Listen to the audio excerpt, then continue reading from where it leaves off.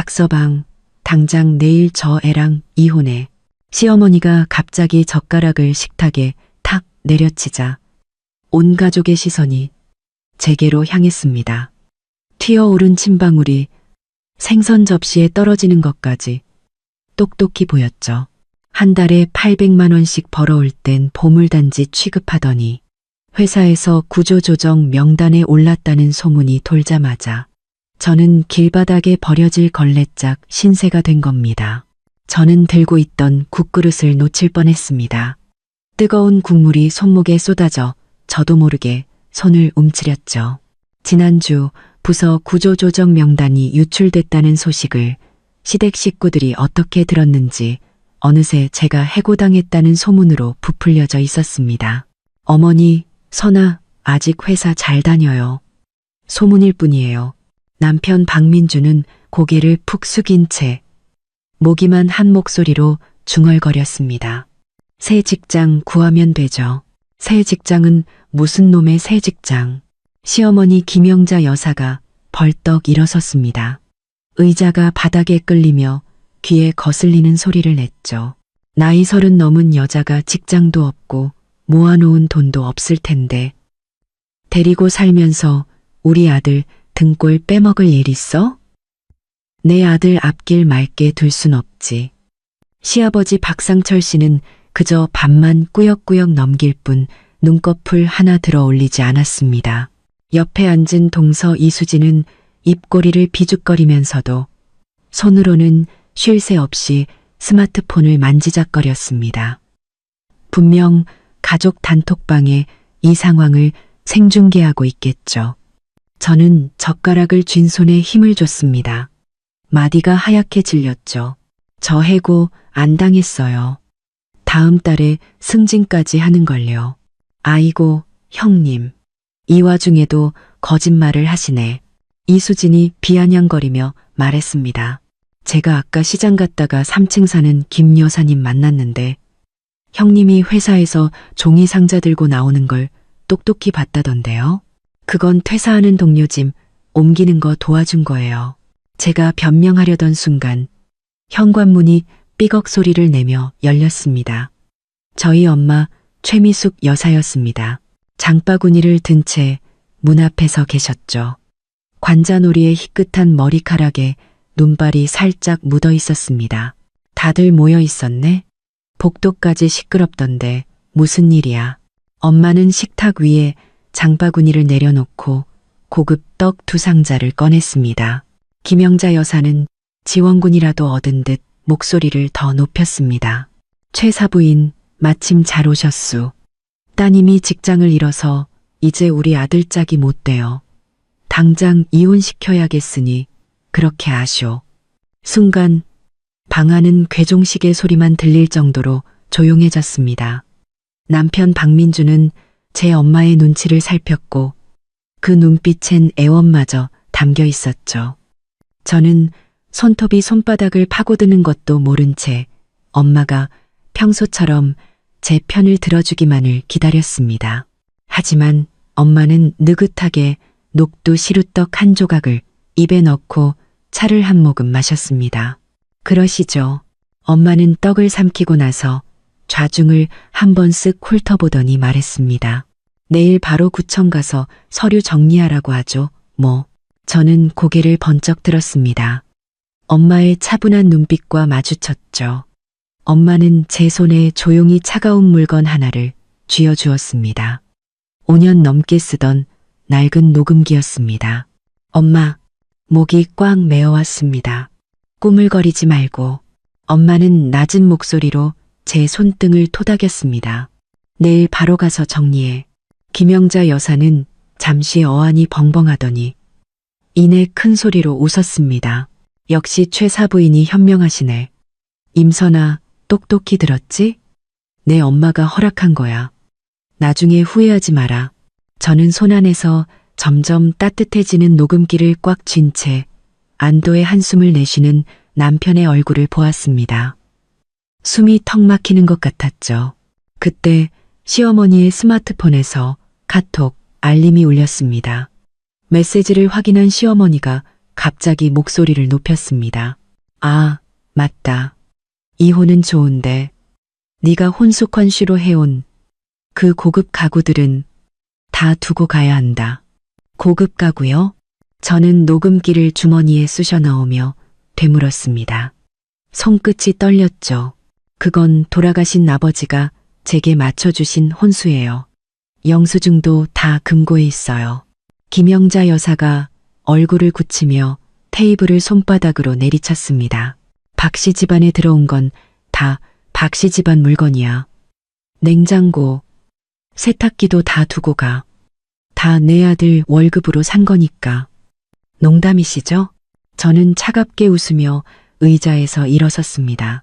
결혼 3년 동안 민준 씨 월급 통장 어머님이 다 관리하셨잖아요. 생활비는 전부 제 돈으로 썼고요. 필요하시면 제가 인터넷 쇼핑 기록이라도 뽑아드릴까요? 남편이 갑자기 헛기침을 했습니다. 선아야, 그만 좀 해. 다 한 가족이잖아. 한 가족? 저는 남편의 눈을 똑바로 쳐다봤습니다. 아까 어머님이 저더러 꺼지라고 할 때 당신은 왜 아무 말도 안 했는데요? 남편은 목덜미까지 빨개져서는 고개를 더 깊이 숙였습니다. 옆에서 이수진이 부채질을 했죠. 어머, 형님도 참. 시어머니가 아들 생각해서 그러시는 걸 가지고. 그리고 이제 형님 직장도 없는데 그런 가전제품들 다 뭐에 쓰시려고요? 내가 직장이 있든 없든 그게 당신들이랑 무슨 상관인데요? 저는 외투를 어깨에 걸치며 말했습니다. 내일 오전 9시 구청 앞에서 봐요. 늦는 사람이 손주예요. 네가 감히. 김영자 여사가 달려들어 저를 잡으려 했지만 저는 몸을 틀어 피했습니다. 이 이혼은 반드시 해야겠고 물건들도 다 두고 가야 해. 안 그러면 네 회사 찾아가서 아주 난리를 칠 테니까. 청소부 자리도 못 구하게 만들어주지. 저는 그 말에 걸음을 멈추고 천천히 돌아섰습니다. 시어머니의 눈에 서린 탐욕이 독침처럼 제 심장을 찔렀습니다. 주머니 속 녹음기가 차갑게 허벅지를 눌렀죠. 좋아요. 저는 입꼬리를 비틀어 올렸습니다. 내일 제가 혼수 목록 들고 갈 테니 시댁에서 사준 게 뭔지 하나라도 말씀하시면 그 자리에서 바로 부숴버릴게요. 그때 엄마가 갑자기 일어나 제 손에 보온병을 쥐어주었습니다. 그만하고 집에 가자. 갈비탕 끓여놨으니 식기 전에 마셔야지. 김영자 여사가 계속 소리치자 시아버지가 마침내 젓가락을 내려놓았습니다. 여보, 그만 좀 해. 애들, 이른 애들이 알아서 하게 둬. 당신은 닥쳐요. 김영자 여사의 고함이 집을 울렸습니다. 언제부터 이 집안일에 당신이 나섰다고. 친정으로 돌아오는 길, 저는 보온병을 쥔 손에 땀이 흥건했습니다. 엄마는 집에 도착해 현관문을 잠글 때까지 아무 말도 하지 않았죠. 엄마, 아까 왜? 묻지 마라. 엄마는 찬장에서 종이 상자를 꺼냈습니다. 내 금붙이랑 중요한 서류들 다 챙겨서 이리 가지고 와. 엄마의 흰머리를 보자 코끝이 찡해졌습니다. 엄마는 내가 진짜 이혼녀 되는 게 두렵지도 않아. 엄마는 돌아서서 제게 갈비탕을 한 그릇 퍼주었습니다. 뜨거운 김이 안경알을 뿌옇게 만들었죠. 지옥불 같은 시댁에서 평생 시들어 죽는 것보단 낫다. 그 녹음기 계속 켜놓고 뭐든 많이 담아둬. 다음날 아침 짐 상자를 들고 아파트 입구로 내려가니 남편 박민준이 화단에 쭈그려 앉아 담배를 피우고 있었습니다. 바닥엔 담배꽁초가 수북했죠. 선아야. 남편은 담배를 비벼 끄고 일어섰습니다. 엄마가 그냥 이혼하지 말재. 어제는 너무 화가 나서 그랬던 거라고. 어머님은 화가 나서 그랬는지 모르겠지만 난 아니에요. 저는 짐을 차 트렁크에 실으며 말했습니다. 난 아주 제정신이거든요. 남편이 갑자기 제 손목을 강하게 붙잡았습니다. 아직 화난 거 알아. 내가 대신 사과할게. 응? 갖고 싶은 거 있으면 뭐든 다 사줄게. 내가 원하는 건 당신 어머니가 더는 내 피 빨아먹지 않는 거야. 할 수 있어요? 저는 그의 손을 뿌리쳤습니다. 손목이 빨갛게 부어올랐죠. 구시, 구청. 시간 지나면 끝이에요. 차를 몰아 구청 앞에 도착하니 김영자 여사와 이수진이 저보다 먼저 와 있었습니다. 저를 보자마자 다가왔죠. 임선아, 이제 정신 좀 차렸니? 김영자 여사가 비웃으며 말했습니다. 가구랑 가전은 양보해 줄게. 대신 내 통장에 있는 돈 민준이한테 반은 줘야겠다. 제 결혼 전 재산을 왜 그 사람한테 줘야 하죠? 저는 가방을 앞으로 고쳐 메었습니다. 녹음기는 가장 바깥 주머니에 있었죠. 결혼했으면 공동재산이지. 이수진이 소리쳤습니다. 형님이 독차지할 생각은 마세요. 주변 사람들이 웅성거리며 저희 쪽을 쳐다봤습니다. 김영자 여사는 더욱 기세등등해져 목소리를 한 옥타브 높였습니다. 여러분, 이리 와서 구경하세요.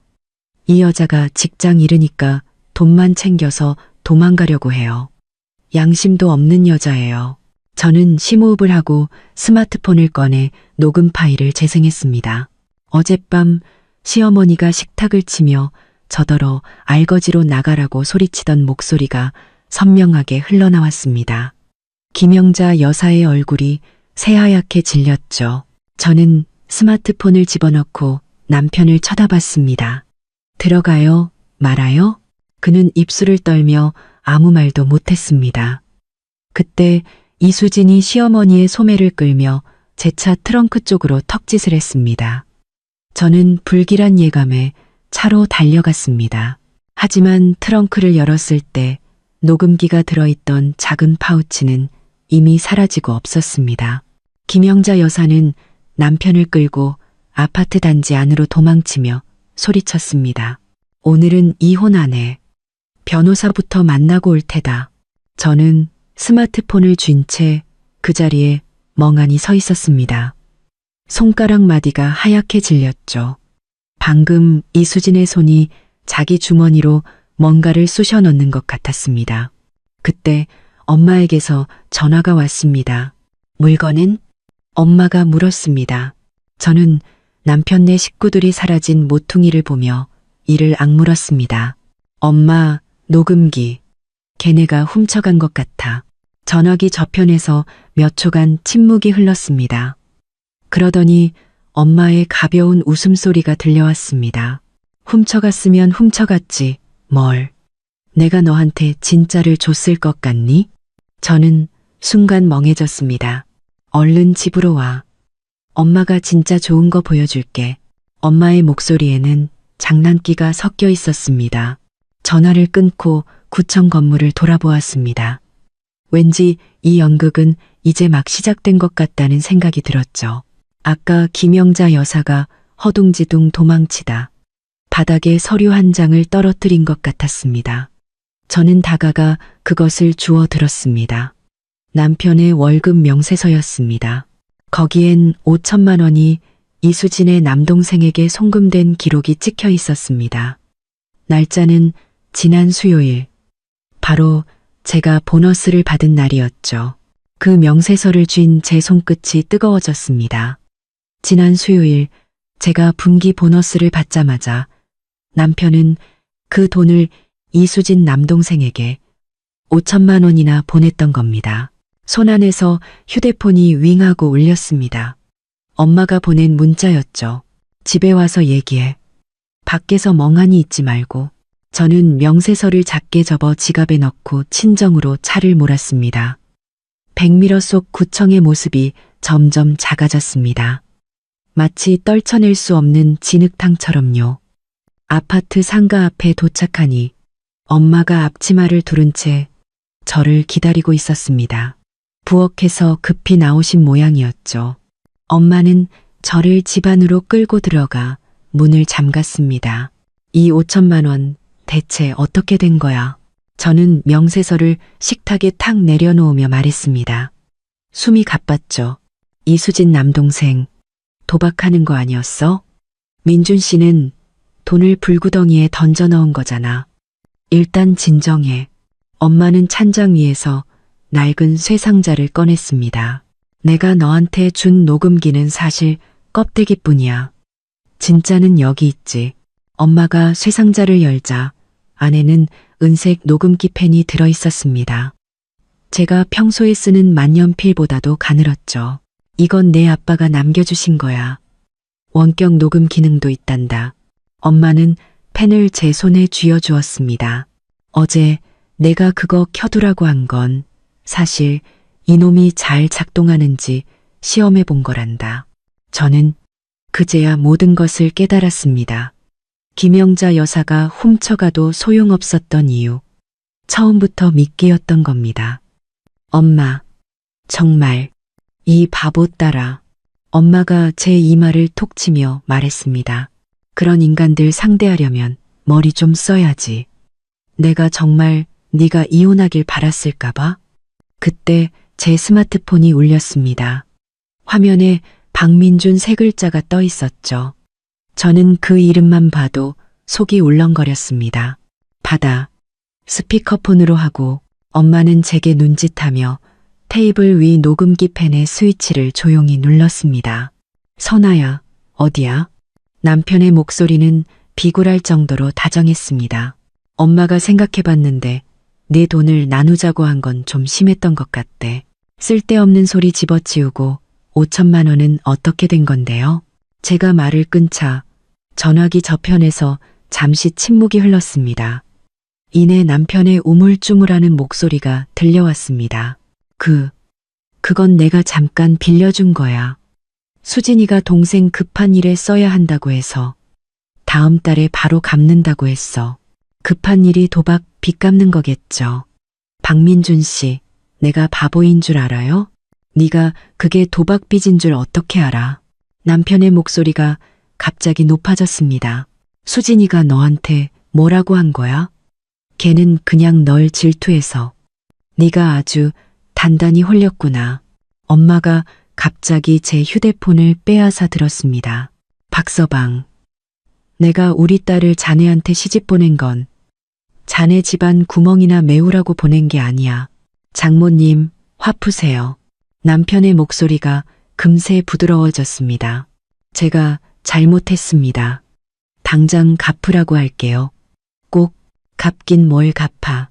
엄마는 휴대폰을 식탁에 탁 내려놓았습니다. 그 돈 기다리다간 날 새겠다. 엄마는 남편이 더 말하기 전에 전화를 끊어버렸습니다. 그리고 테이블 위 녹음기 펜에 재생 버튼을 눌렀죠. 방금 전에 대화가 또렷하게 흘러나왔습니다. 이게 증거야. 엄마는 녹음기를 제 가방에 넣어주며 말했습니다. 잘 챙겨도 나중에 다 쓸 때가 있을 거다. 저는 엄마의 흰머리를 보며 코끝이 찡해졌습니다. 엄마는 이미 모든 것을 내다보고 계셨던 겁니다. 오후에 집으로 돌아오니 거실에서 시끄러운 소리가 들렸습니다. 김영자 여사가 소파에 앉아 쿠션을 붙들고 악을 쓰고 있었죠. 그 집은 무조건 팔아야 해. 임선아 이제 백수인데 그렇게 큰 집은 사치야. 어머니, 그 집은 선아. 남편의 목소리는 망설임으로 가득했습니다. 뭐가 개거고 내 거야. 김영자 여사가 탁자를 내리쳤습니다. 결혼했으면 공동재산이지. 팔아서 너 새 차 한 대 뽑아주고 나머지는 모아뒀다가 나중에 직장 있는 여자랑 새로 시작해야지. 저는 현관에 서서 얼음장처럼 차가워지는 심장을 느꼈습니다. 이게 바로 남편이 말한 어머니가 생각을 바꿨다의 실체였던 거죠. 어머, 주인공 오셨네. 이수진이 부엌에서 사과를 든 채 고개를 내밀었습니다. 형님, 마침 집 얘기하고 있었는데. 저는 동서를 무시하고 거실 중앙으로 걸어가 가방을 탁자 위에 던졌습니다. 지퍼를 쫙 열자 안에 있던 집문서 등기부 등본가 보였습니다. 보고 싶으세요? 저는 집문서를 김영자 여사 앞에 탁 내려놓았습니다. 똑똑히 보세요. 이 집 제 지분이 60%예요. 혼전 재산 공증까지 다 받아놨다고요. 김영자 여사의 눈이 동그랗게 커졌습니다. 그녀는 집문서를 낚아채려 했지만 제가 손으로 막았습니다. 악, 이게 뭐 하는 짓이야? 뭐 하긴요. 저는 그녀의 손을 뿌리치며 말했습니다. 이 집, 저희 부모님이 계약금 내주시고 대출금도 제가 다 갚았어요. 민준 씨 월급은 자기 용돈 쓰기에도 바빴는데 무슨 돈으로 집을 나눠요? 구석에 앉아있던 시아버지가 갑자기 한숨을 쉬었습니다. 선아 말이 맞아. 등기부등본에 분명히 당신은 닥치라고 했지.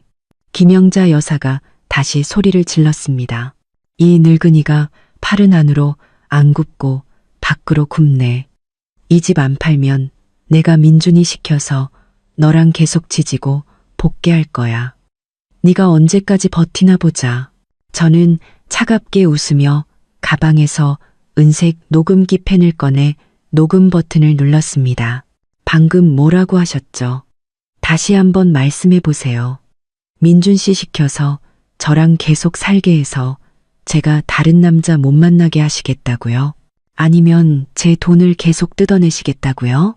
김영자 여사는 순간 멈칫하더니 이내 녹음기를 낚아채려 달려들었습니다. 이 발칙한 것, 감히 녹음까지 해? 저는 몸을 피했고 그녀는 소파 위로 고꾸라졌습니다. 집 파는 거 좋아요. 제가 느긋하게 말했습니다. 시세대로 계산해서 제 지분 60% 쳐주시고 당신들 지분 40%로 하죠. 대신 그 5천만 원부터 갚으시고 얘기합시다. 무슨 5천만 원. 김영자 여사가 시치미를 뗐습니다. 우리가 언제 너한테 돈 빌렸다고. 민준 씨가 이수진 씨 남동생한테 보낸 5천만 원이요. 그건 빚 아닌가요?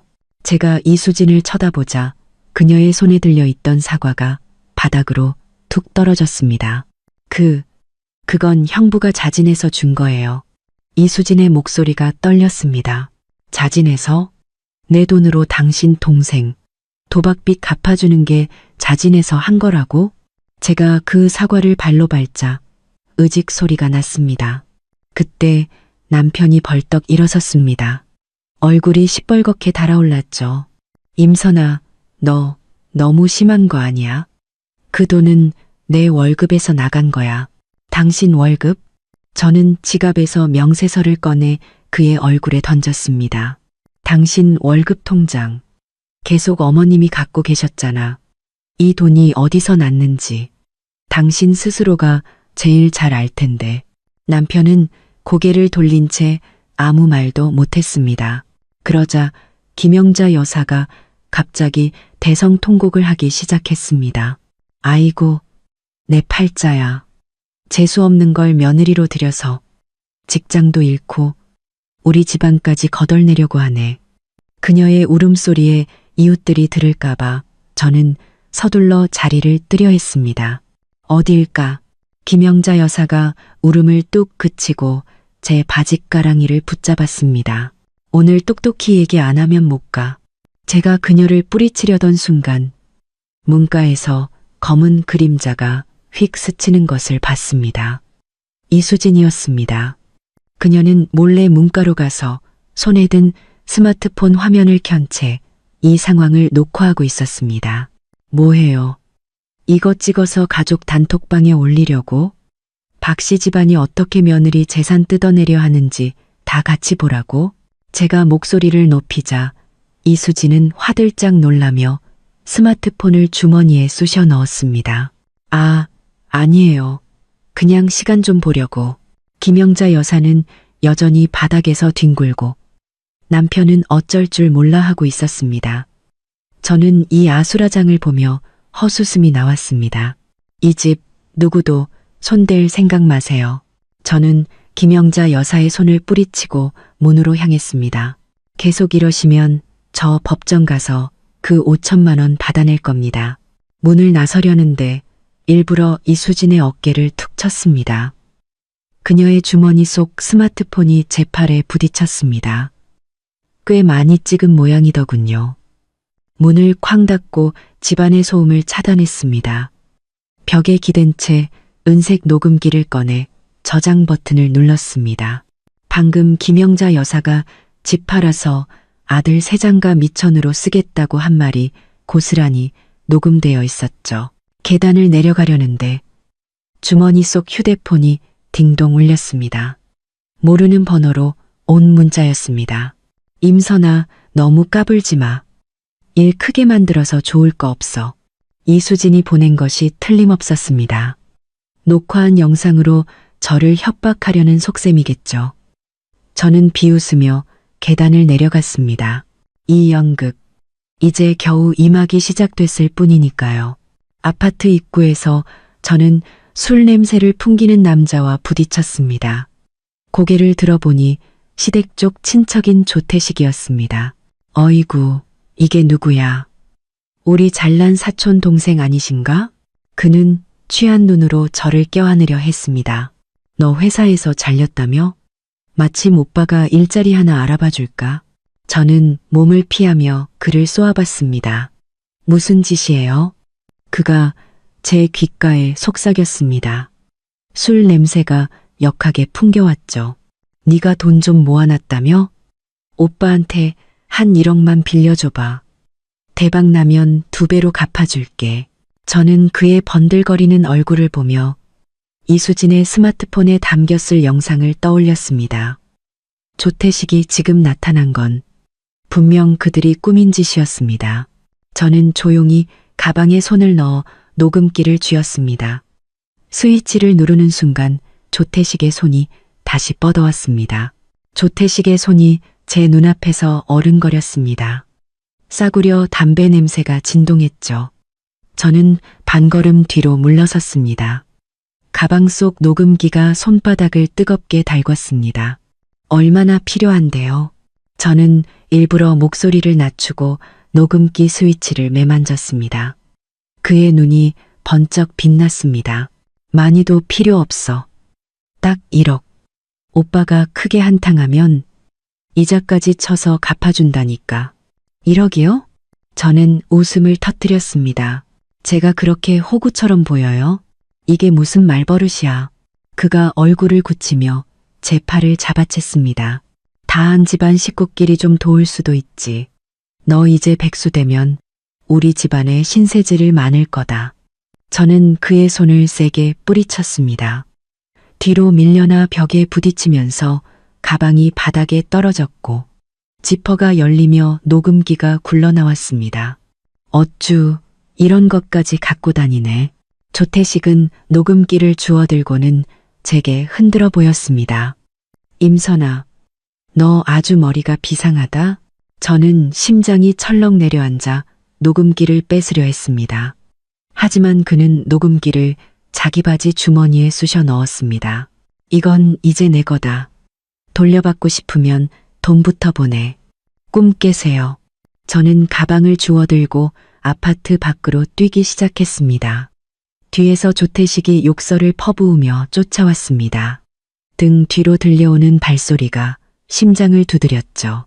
아파트 정문에 다다랐을 때 경비실에 불이 켜진 것을 보고 아이디어가 떠올랐습니다.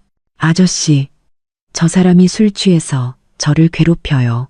경비 아저씨가 경비실에서 고개를 내밀고는 조태식의 모습을 보고 즉시 무전기를 들었습니다. 김 반장, 정문으로 좀 와줘. 조태식은 그 소리를 듣고 욕을 한번 하더니 옆 골목으로 사라졌습니다. 저는 그의 뒷모습을 보며 주머니 속 휴대폰을 만졌습니다. 방금 대화는 다 녹음되었을 겁니다.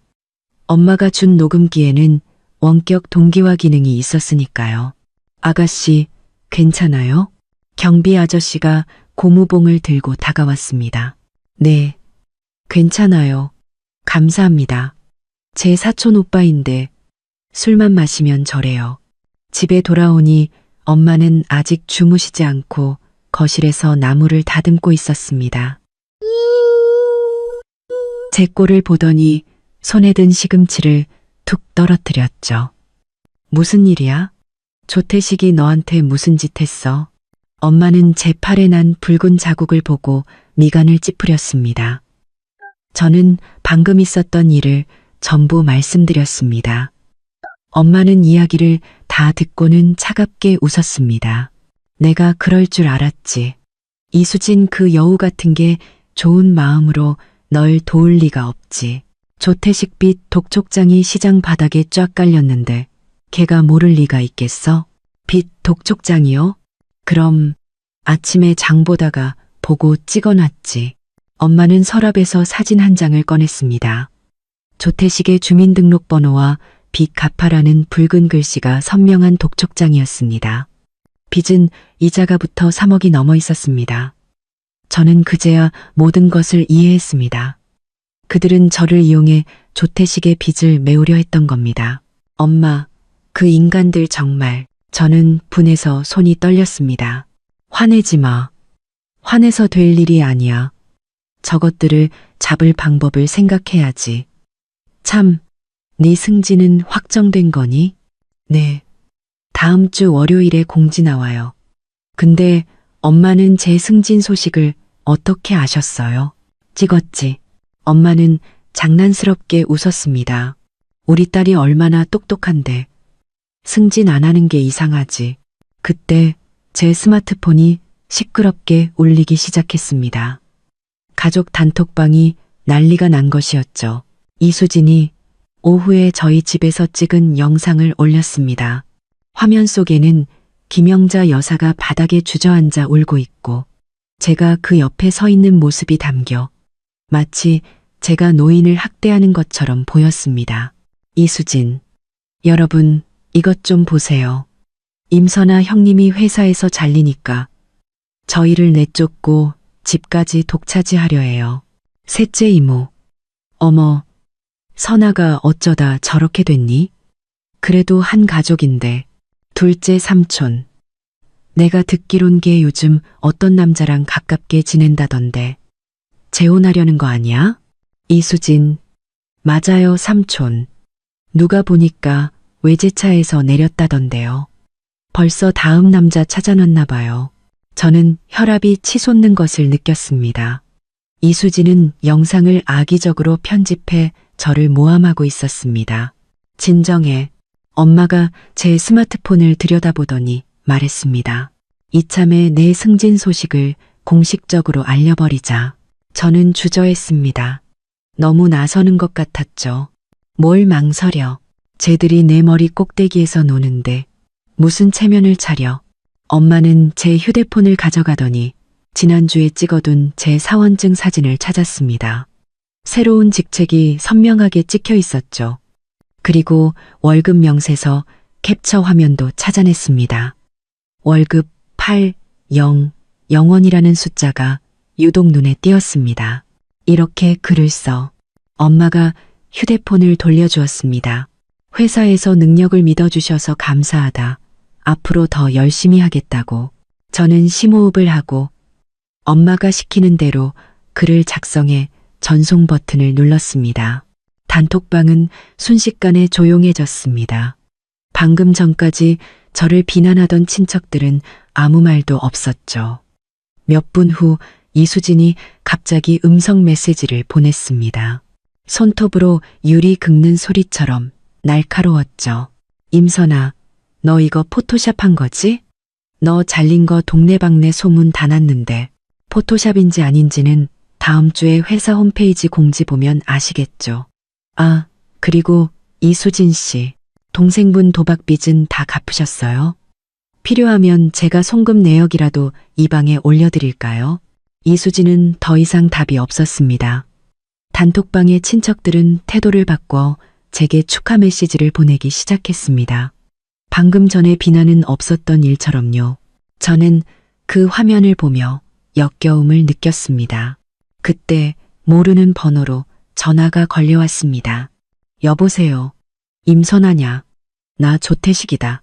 전화기 너머로 협박조의 목소리가 들려왔습니다.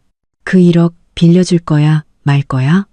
안 빌려주면 네가 녹음한 거 다 퍼뜨려 버릴 테다. 퍼뜨리세요. 저는 차갑게 웃었습니다.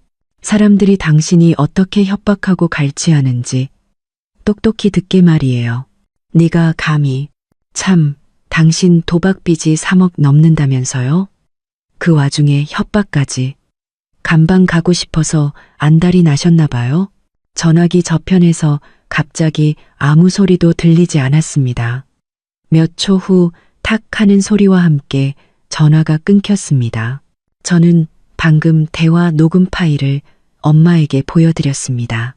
엄마, 이놈이 또 연락하면 바로 경찰에 신고할 거야. 그래야지.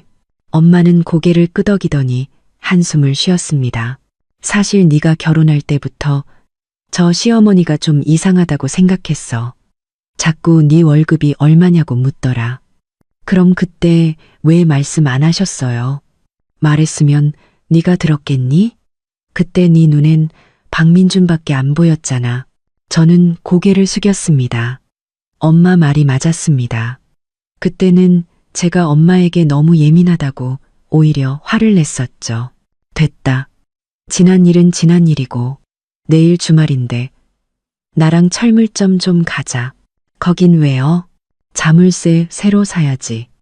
내 집 현관 자물쇠 바꿔야겠다. 불청객들이 함부로 드나들지 못하게. 저는 그 말에 정신이 번쩍 들었습니다. 맞다. 김영자 여사는 아직 우리 집 열쇠를 가지고 있었습니다. 다음 날 아침 엄마와 함께 아파트 입구를 나서는데 화단가에 쭈그려 앉은 박민준을 발견했습니다. 그는 밤새 잠을 못 잔 듯 눈밑이 퀭했습니다. 선아야, 엄마가 잘못했대. 집 팔자고 한 거 다 취소래. 어머님이 아니라 제가 말할게요. 저는 손을 내밀었습니다. 우리 집 열쇠 내놓으세요. 그는 주머니에서 열쇠 꾸러미를 꺼내 제게 건넸습니다. 거기엔 제가 처음 만났을 때 선물했던 작은 곰인형이 달려 있었죠. 선아야, 우리 다시. 안 돼요. 5천만 원 3일 안에 갚으세요. 아니면 법정에서 봅시다. 갚으세요. 그는 입을 열려다 결국 고개를 떨궜습니다. 저와 엄마는 뒤도 돌아보지 않고 걸었습니다. 골목을 돌 때 이수진이 나무 뒤에 숨어 남편 손에 몰래 봉투 하나를 쥐어주는 것을 봤습니다. 돈 봉투처럼 보였죠. 저는 걸음을 늦추고 주머니 속 녹음기 버튼을 눌렀습니다. 엄마와 저는 철물점에서 스마트 도어록을 골랐습니다. 오후에 바로 설치해주러 온다고 했죠. 집으로 돌아가려는데 엄마가 길모퉁이를 가리켰습니다. 저기 저거 누구니? 전봇대 옆에서 조태식이 노랗게 머리를 물들인 젊은 남자와 싸우고 있었습니다. 그 남자의 손에는 빛 독촉장으로 보이는 종이가 들려 있었죠. 가서 구경 좀 하자. 엄마는 저를 끌고 옆 가게로 들어가 유리문 너머로 그들을 지켜봤습니다. 태식이 형, 벌써 월말인데 그 3억 언제 갚을 거야? 더 미루면 우리도 험한 꼴 보여주는 수밖에 없어. 노란 머리 남자가 독촉장을 조태식의 얼굴에 던졌습니다. 며칠만 더 시간을 줘. 내 사촌 동생이 곧 돈 빌려주기로 했어. 그때 원금이랑 이자까지 싹 다 갚을게. 조태식은 아까와는 딴판으로 허리를 굽신거렸습니다. 네 사촌 동생? 그 회사에서 잘렸다는 여자? 자기 코가 석자인데 너한테 돈을 빌려준다고? 형, 장난치지 마. 아니야, 걔 안 잘렸어. 승진까지 해서 한 달에 800만 원씩 번대. 진짜? 그럼 뭘 기다려? 당장 가서 받아와. 갔었는데 안 주더라. 근데 방법이 있어. 조태식은 노란머리 남자 귀에 대고 무언가 속삭였고 남자는 음흉한 미소를 지었습니다. 저는 녹음기를 쥔 손에 힘을 줬습니다. 조태식은 저를 상대로 끔찍한 짓을 꾸미고 있었습니다. 흥분하지 마. 쟤들이 무슨 짓을 하면 우린 바로 경찰에 신고하면 돼. 엄마가 제 손을 잡으며 말했습니다. 집에 돌아오니 도어록 설치 기사님이 이미 와 있었습니다. 자물쇠를 교체하는 동안 엄마가 말했습니다. 참, 다음 주 토요일이 내 외할머니 팔순 잔치야. 가족들 다 모이니까 너도 와야 한다. 안 가요. 가봤자 그 인간들한테 시달릴 게 뻔한데 무조건 와야 해. 엄마의 눈빛은 단호했습니다. 어떤 빚은 사람들 앞에서 확실하게 청산해야 하는 법이야. 기사님이 돌아간 후 엄마는 가방에서 무언가를 꺼냈습니다. 어제 조태식이 빼앗아 갔던 바로 그 녹음기였습니다. 엄마, 이걸 언제? 아까 철물점 앞에서 걔네가 싸울 때 그놈 바지 주머니에서 떨어진 걸 내가 주었지. 그 멍청이는 그것도 모르더라. 저는 그제야 엄마가 왜 저더러 외할머니 생신 잔치에 꼭 오라고 했는지 깨달았습니다. 엄마는 제가 모든 친척들 앞에서 이 모든 진실을 폭로하기를 바랐던 겁니다. 그때 회사 동료에게서 문자가 왔습니다. 선아 팀장님, 다음 주 승진 축하 파티 어느 호텔로 예약할까요? 저는 화면을 보며 마음을 정했습니다. 엄마, 다음 주 토요일 잔치 저 갈게요. 대신 손님 몇 명 데려가도 되죠? 누구? 제 새로운 동료들이요. 회사에서 잘렸다는 제가 어떻게 사는지 그분들께도 똑똑히 보여드려야죠. 엄마는 제 말을 듣더니 무릎을 치며 웃었습니다. 아주 좋은 생각이다. 우리 딸이 얼마나 잘났는지 그 인간들 눈으로 똑똑히 보게 해줘야지. 웃음소리가 채 끝나기도 전에 현관문에서 똑똑 노크 소리가 들렸습니다. 외시경으로 보니 조태식이었습니다. 그는 종이 한 장을 든 채 집안을 엿보고 있었습니다. 저는 무의식적으로 주머니 속 녹음기 스위치를 눌렀습니다. 누구세요? 사촌 동생, 나야, 나. 오빠가 너한테 좋은 거 하나 주려고 왔지. 이거 보면 돈 빌려주고 싶어질걸. 그가 든 종이는 설마 빚 독촉장? 아니면 이수진이 찍은 영상의 캡처본? 저는 심호흡을 하고 문고리를 잡았습니다. 뭐든 간에 오늘 끝장을 내야 했습니다. 문을 열려는 순간 조태식이 갑자기 손에 든 종이를 외시경에 바싹 갖다 댔습니다. 그 종이에 인쇄된 것은 남편 박민준과 웬 낯선 여자의 사진이었습니다. 호텔 앞에서 서로 껴안고 있는 너무나도 다정한 모습이었죠. 사촌 동생, 이거면 1억 가치는 충분하지? 돈만 빌려주면 이 사진 넣어줄게. 저는 그 사진을 보고 머릿속이 하얘졌습니다. 어제까지만 해도 용서해달라던 남편이 다른 여자와 놀아나고 있었다니. 손톱이 손바닥을 파고들었고 그 고통에 정신이 번쩍 들었습니다. 잘 됐어. 이걸로 미련 없이 끝낼 수 있겠구나. 기다려요. 돈 가져다 줄게요. 저는 역겨움을 참고 말했습니다. 엄마는 걱정스러운 눈빛으로 저를 봤습니다. 정말 돈을 주게? 아니요. 저는 차갑게 웃으며 서랍에서 빈 돈 봉투를 꺼냈습니다. 하지만 저 사진은 받아내야죠. 저는 문으로 가기 전 엄마에게 말했습니다. 엄마, 휴대폰 꺼내서 녹화해줘요. 문이 딸깍 열리자 조태식은 사진을 흔들며 다가왔습니다. 돈은? 사진부터 줘요. 저는 빈 봉투를 건넸습니다. 돈은 이 안에 있어요. 그는 봉투를 낚아채고 사진을 제게 던졌습니다. 그가 봉투가 비었다는 것을 알고 화를 내려는 순간 제가 목소리를 높였습니다. 조태식 씨, 이런 저급한 수법으로 날 협박하다니. 경찰에 신고당할 각오는 하셨어요? 네가 감히 날 속여. 그는 사진을 뺏으려 달려들었지만 저는 몸을 피했습니다. 그때 엄마가 휴대폰을 든 채 나타났습니다. 카메라 렌즈가 그를 향해 있었죠. 이거 다 녹화됐어요. 더 소란 피우면 지금 바로 경찰 부를 겁니다. 조태식은 휴대폰 화면을 보고 얼굴이 하얗게 질렸습니다.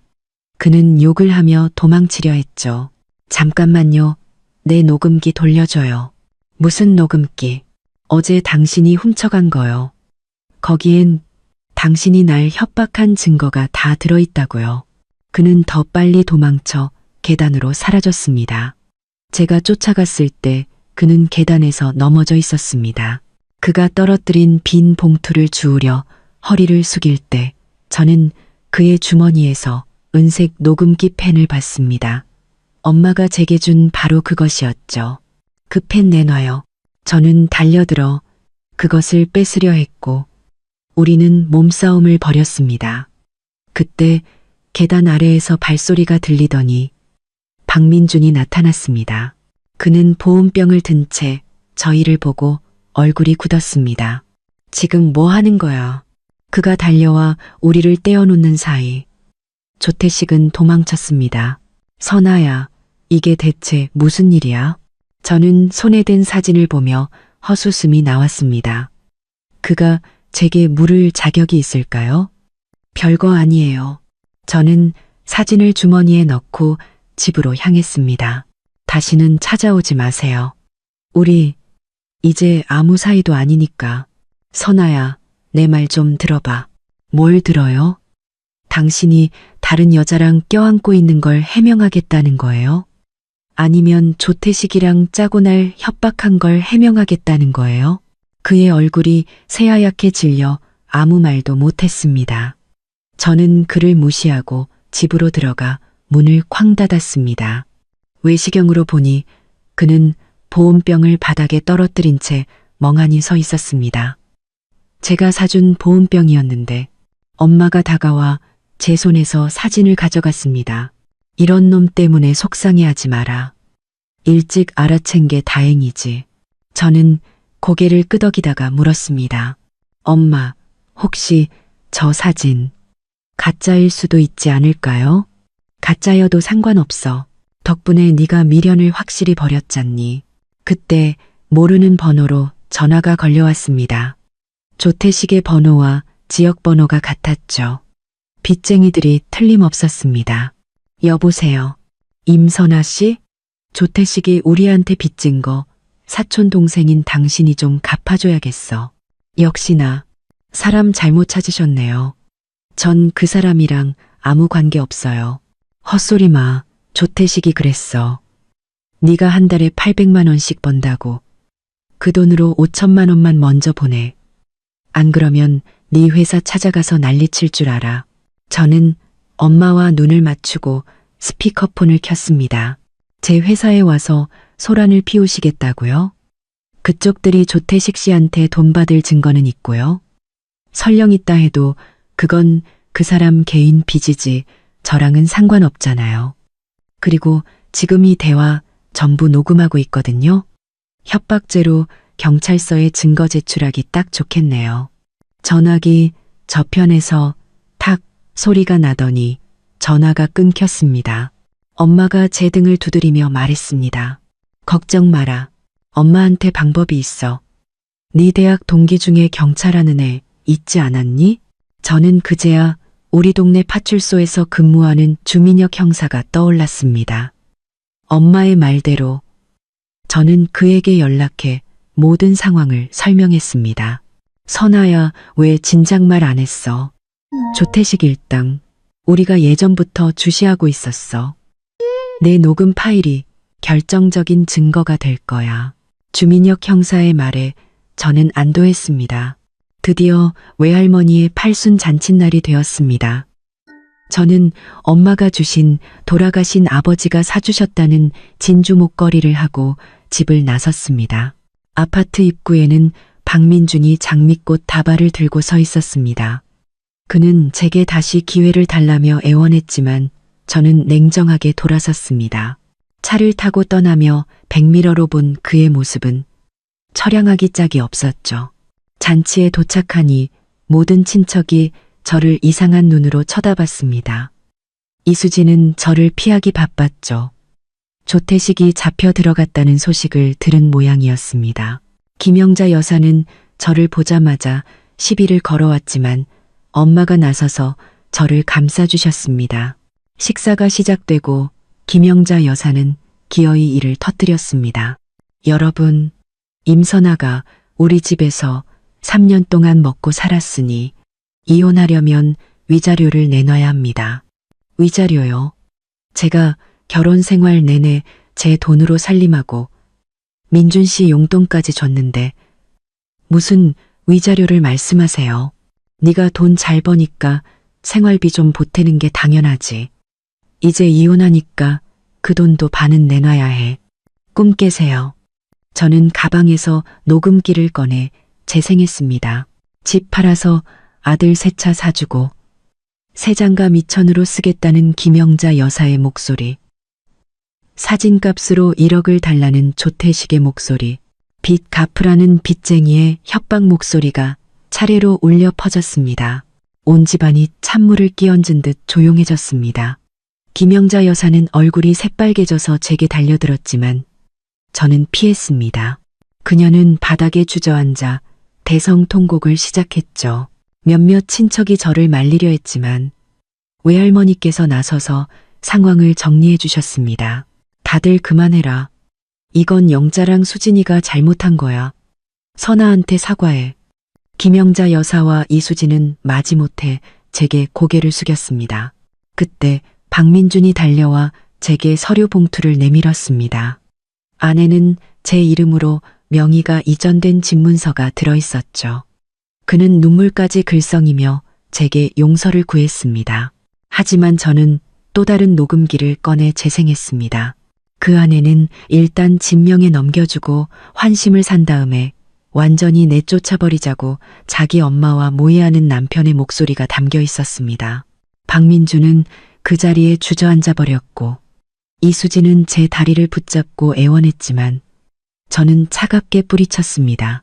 경찰서 가서 할 얘기가 많을 거예요. 그렇게 엉망진창이 된 잔칫집을 빠져나왔습니다. 엄마는 통쾌하다는 듯 웃으셨죠. 그 후 모든 것은 제자리를 찾아갔습니다. 김영자 여사는 사기 및 협박 미수로 구속되었고 박민주는 회사 공금 횡령 사실까지 밝혀져 집행유예를 선고받았습니다. 그는 집을 팔아 횡령액을 겨우 메꿨죠. 조태식과 그의 사촌인 가짜 변호사도 모두 죗값을 치렀습니다. 이수진은 남편에게 이혼당하고 시장에서 좌판을 깔고 빚을 갚기 시작했습니다. 시아버지는 아내와 아들을 모두 잃고 홀로 요양원으로 들어갔다는 소식을 들었습니다. 얼마 후 저는 회사에서 능력을 인정받아 정식으로 승진했고 연봉도 올랐습니다. 회사 사람들은 더 이상 저를 시집 잘 간 여자가 아닌 능력 있는 여자로 봐주었죠. 어느 날 회사 연말 파티에서 청소부 유니폼을 입은 이수진을 만났습니다. 그녀는 제게 5천만 원을 갚으며 자기 동생을 마약 중독 치료센터에 보냈다고 엄마도 감형을 받았다고 했습니다. 언니 말이 맞았어요. 자기 인생은 자기가 책임져야 하더라고요. 저는 그녀에게 회사 후생 담당 주임 자리를 추천해 주었습니다. 새해가 되고 저는 이수진이 보낸 새 녹음기를 선물로 받았습니다. 그 옆에는 언니 덕분에 제 힘으로 일어서는 법을 배웠어요. 이건 이제 돌려드릴게요. 라는 쪽지가 있었습니다. 저는 그 녹음기를 서랍 속 다른 녹음기들과 함께 넣어두었습니다. 그것들은 제게 아픈 과거의 증거물이자 새로운 시작을 위한 이정표였으니까요. 엄마는 회사를 찾아와 어느새 주임이 되어 열심히 일하는 이수진을 보고 흐뭇하게 웃었습니다. 봐, 내가 걔 변할 수 있다고 했지? 다 엄마 덕분이죠. 엄마가 아니었다면 전 아직도 그 진흙탕 속에서 허우적거리고 있었을 거예요. 바보 같은 소리. 길은 네가 스스로 만든 거야. 난 그냥 내 등을 살짝 밀어줬을 뿐이지. 엄마와 밥을 먹는데 주민혁 형사에게서 문자가 왔습니다. 조태식 곧 출소합니다. 걱정 마세요. 저희가 계속 주시하고 있겠습니다. 저는 미소 지으며 답장했습니다. 고마워요, 민혁 씨. 참, 지난번에 말했던 그 경찰 미팅, 저 시간 될 것 같아요. 휴대폰을 내려놓자 엄마가 저를 보며 짓궂게 웃었습니다. 무슨 좋은 일 있니? 비밀이에요. 저는 엄마에게 갈비 한 점을 집어주며 말했습니다. 엄마는 정말 신기라니까요. 엄마는 눈이 초승달처럼 휘어지게 웃었습니다. 관자놀이의 흰머리가 햇살 아래 반짝였습니다. 저는 알 수 있었습니다. 이것은 끝이 아니라 새로운 시작이라는 것을. 그리고 저는 더 이상 당하고만 살며 눈물 흘리던 과거의 임선아가 아니라는 것을요.